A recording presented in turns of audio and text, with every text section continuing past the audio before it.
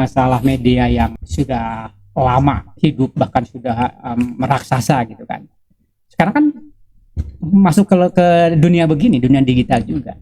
Dan saya rasa saingan mereka individu-individu yang berkecimpung di sini juga tidak menutup kemungkinan bisa mengalahkan setingkat Kompas misalkan. Kecenderungan itu sudah tampak Ya.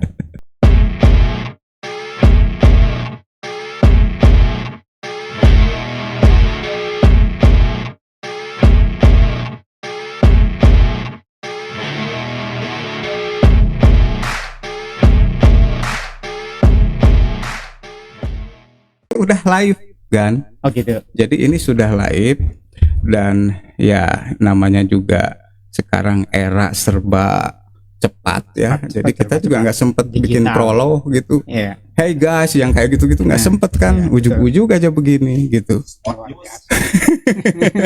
Spontanitas langsung. Spontanitas begitu. Nah ini sudah siniar langsung. 2 sekaligus kan? Kita sudah siap ya. Sudah untuk siap mempergunakan. ini di Facebook, terus di YouTube. Jadi itu simultan ini gitu. Oh ini sudah simultan. Simultan dua kanal ini sekaligus bisa dicek di YouTube. Nah itu dia kan. Jadi status sekarang itu tidak melulu teks, tetapi juga bisa visual. Kalau dulu kan kita bikin status teks gitu. Sekarang statusnya sudah visual seperti ini gitu. Nah segala macam bisa kita ya udah kan udah muncul ya. Nah gitu dia. Nah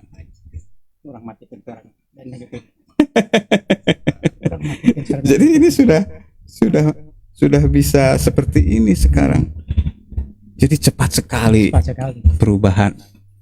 Kita waktu dulu berhimpun. Saya merasa bahwa kecepatan ini itu terkait dengan adanya COVID. Karena kita mau tidak mau dipaksakan baik para pegawai maupun mahasiswa untuk belajar atau bekerja di rumah.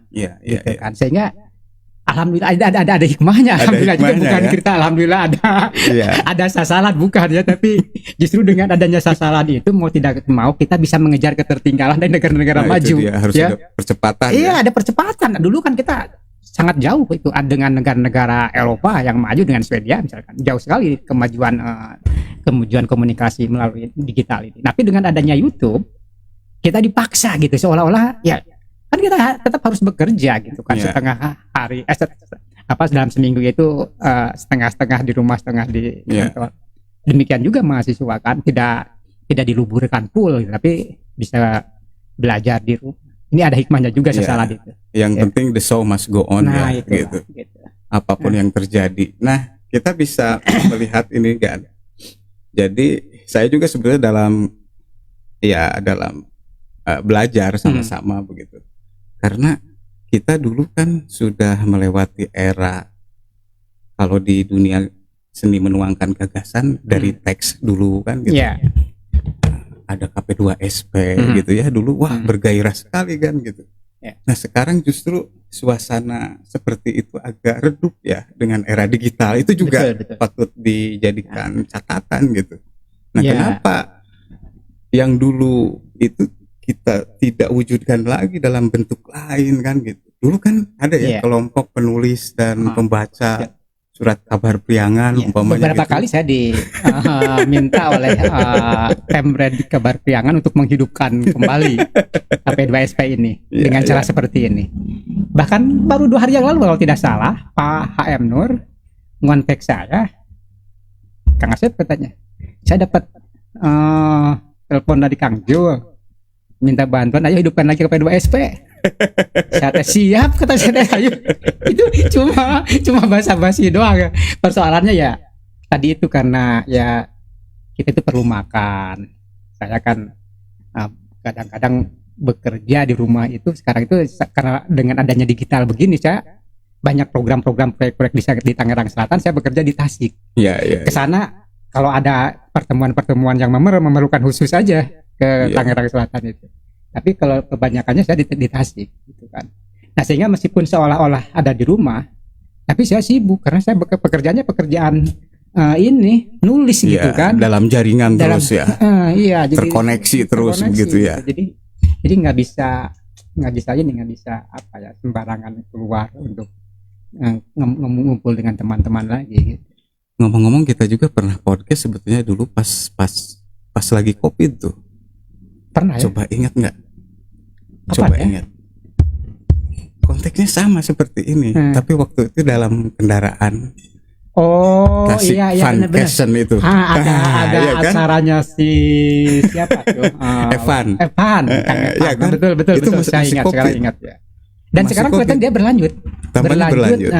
mempergunakan digital begini. Dia berlanjut sekarang. Ya, Ya dia salah satunya. ya dia latar belakangnya pengusaha, dia lebih cenderung kepada mencari pangsa pasar, misalkan diajak kepada desa-desa, di mana desa-desa itu kemudian memang diajarkan jejaring kepada masyarakat desa itu dan perangkat desa itu bagaimana menjual Ya, mereka itu. Nah, mereka itu kemudian diekspos bahkan oleh para pendatangnya itu. Ya, Jadi dijual bagaimana di situ misalkan di desa tersebut ada ini kopi gitu kan. ya. Pembuatan kopi, masyarakat desa secara sederhana mengolah kopinya sendiri, kemudian diolah, kemudian nah itu kemudian dibantu, sebetulnya ada terbantu dengan aja itu jadi dari sisi pemasaran. Kita podcast waktu itu berdua pas sepulang Betul, dari waktu acara renungan itu menyambut tahun baru juga kalau nggak salah, tentang ya tahun baru kebangsaan, atau hari kesaktian. kesaktian Pancasila ya. Saya lupa lagi persisnya,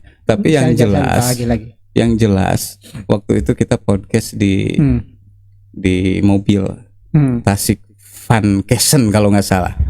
Lupa lagi Waktu itu. judulnya apa ya, kesaktian Pancasila atau Kendaraannya. apa? Karena katanya itu dengan Kang Pak Dr. Asep Salahuddin ya kan. Nah, Kang jadi Acep Kang Acep Jam-Jam waktu itu gitu. Nah, Lupa sepulang lagi kita itu. berdua kan. Iya. Malah ngocol kita Iya. di dalam itu. Padahal mau pulang. Nah, Agan bilang, "Yuk kita lanjut aja tanggung ke Iya. Garut gitu ke Papandayan." Ya, kita ngocol kan waktu itu. Nah, ini juga sama kan seperti itu. Nah, media seperti ini memang sangat bukan hanya Lampu, kedaerahan, lampu. tapi ini menjangkau internasional. Iya. Apa yang kita bicarakan itu tidak hanya bisa memberikan sampai kepada masyarakat Tasikmalaya saja, tapi bisa kepada dimanapun di seluruh Indonesia, bahkan di seluruh dunia dicapai. Dengan demikian memang pengaruh dari digital ini sangat luar biasa sebenarnya. Iya. Ya, sebenarnya. Ya, kita justru dikasih peluang ya, termasuk ya untuk membangun percakapan seperti ini kan. Nah, kita sekarang aja kan kita tanpa briefing, tanpa apapun gitu, tanpa persiapan, langsung aja. Jadi lihat meja ini, lantaran ini meja kan baru dipasang nih semalam gitu. Jadi pas ada gantungin, udah ini kita bikin status aja nih, status visual gitu loh.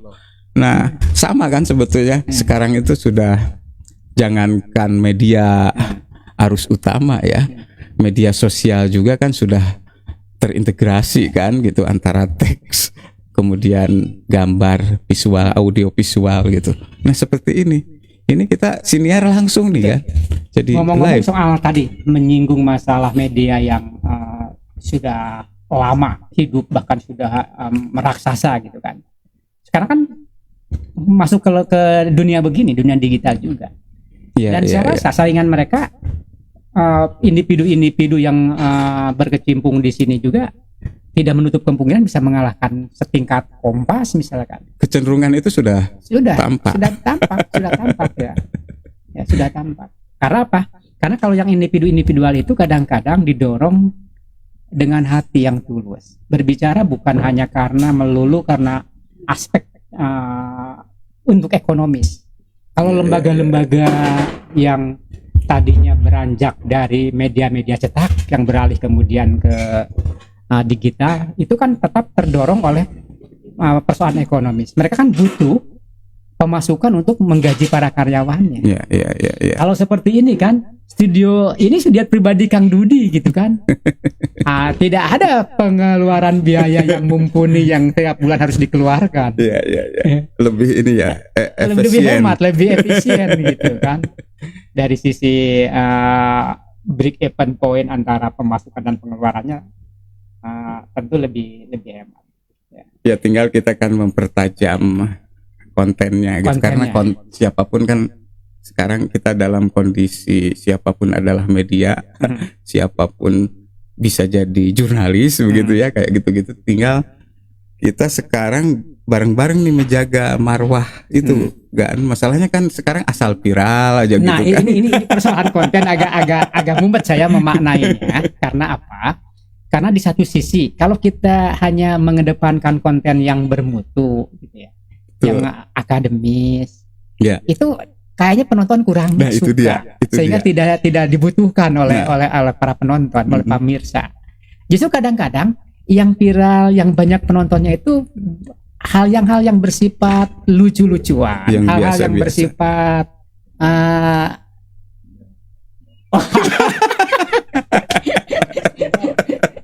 saya nutup bicara soal itu karena menyinggung salah satu paslon. Ada yang berbisik pemirsa di belakang katanya bicara X, tapi saya tidak sampaikan lagi karena itu saya ini saya agak puasa bicara politik. Karena apa? Karena saya punya ini, Kang Dudi, saya punya satu kelompok ya, grup kelompok terbatas. Di situ sangat dekat teman-teman itu. Ya. Cuma di situ ada 3 pilihan, ada 3-3-nya.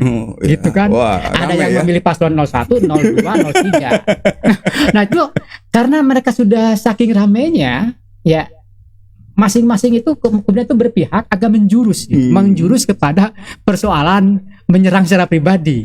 Bahwa hal bla bla bla begini itu tidak sesuai dengan disebut beberapa ini gitu, ketentuan di dalam agama gitu.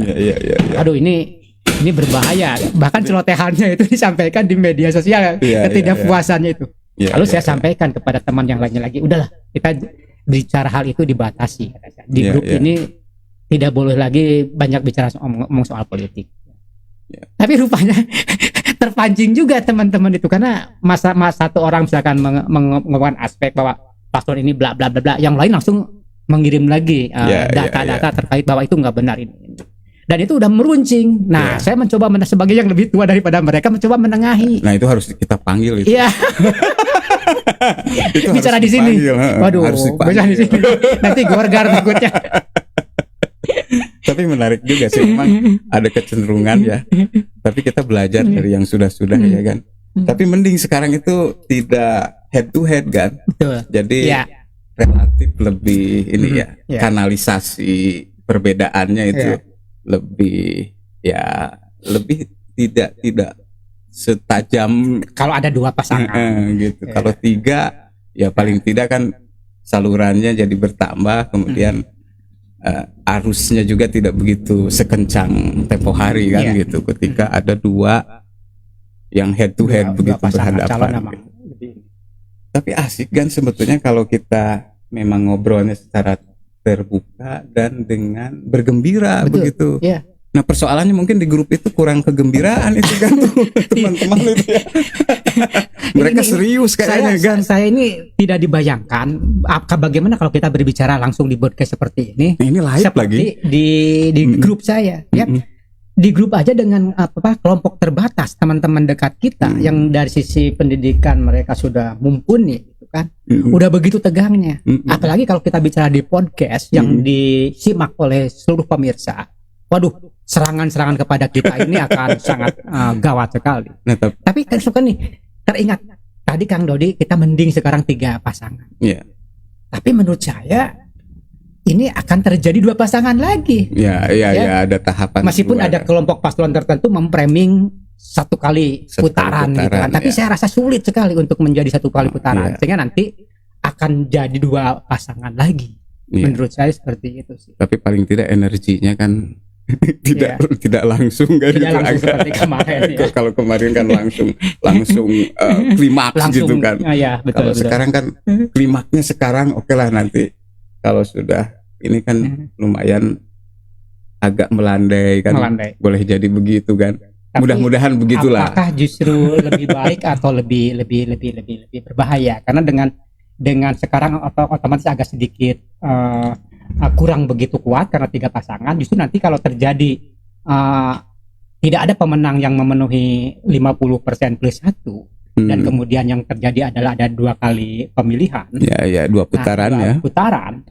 Akhirnya nanti justru di situ menjadi puncaknya pertarungan yang luar terakumulasi biasa, ya. karena terakumulasi dan juga ada semacam kecapean gitu kan. Nah, kalau orang sudah capek kan kadang-kadang sering emosional itu. Iya. Ya mudah-mudahan enggak lah kan kita makanya itu harus buru-buru kita panggil teman-teman itu. Maksudnya kita ngobrol gitu. Ngobrol. Kang Dijar sudah datang belum? Ya, Belum kan, masih Kang di MJ. jalan. Nah, ini teman-teman, ini salah satu simulasi begitu, simulasi bahwa status visual bisa kita lakukan gitu, selain status bikin teks gitu ya. Kalau dulu teks tuh ya kita bikin status pendek-pendek begitu. Nah, sekarang kita bisa langsung dengan membuat seperti status ini secara visual gitu, Ya. mau ngomong sendiri kayak gitu kan, mau berdua spontan begitu kayak gitu ya. Seperti kita nih. Nah, makanya pasti ini karena tidak ada persiapan apa gitu ya, jadi langsung ya ada noise, ada apa gitu ya, itu mohon dimaklumi, ini disclaimer nih. jadi begitu. Dan kita di Zapu nih, kita pernah ngobrol kayak gini juga dulu di waktu perjalanan pulang, pas waktu masih COVID itu. Di apa itu waktu itu, di asalnya di mana ya? Di Tasik Utara ya. Tasik Utara, di daerah mana? Di daerah Abah Nom itu ya. Ya, di kawasan Suralaya. itu, dan kita pulang ke Tasik dan kita ngocol di sana. Kita mau ke Garut, padahal bohong. ngeprank gitu kan gitu. Zaman sekarang bilangnya ngeprank, bukan bohong. Oke, teman-teman, ini hanya status visual, test case simulasi lah gitu ya. Tadi juga tanpa prolog, tanpa apapun, kita langsung login gitu. Dan sekarang juga kita sebetulnya mau login, tapi loginnya di kanal lain ya. Login Sebulang Bentor. Cukup sampai di sini dulu teman-teman. Salam hangat, Rahayu Bagja Waluya, laju mulus tinekanan pamaksadan. Assalamualaikum warahmatullahi wabarakatuh. Waalaikumsalam. Kemana Mas? Oh iya.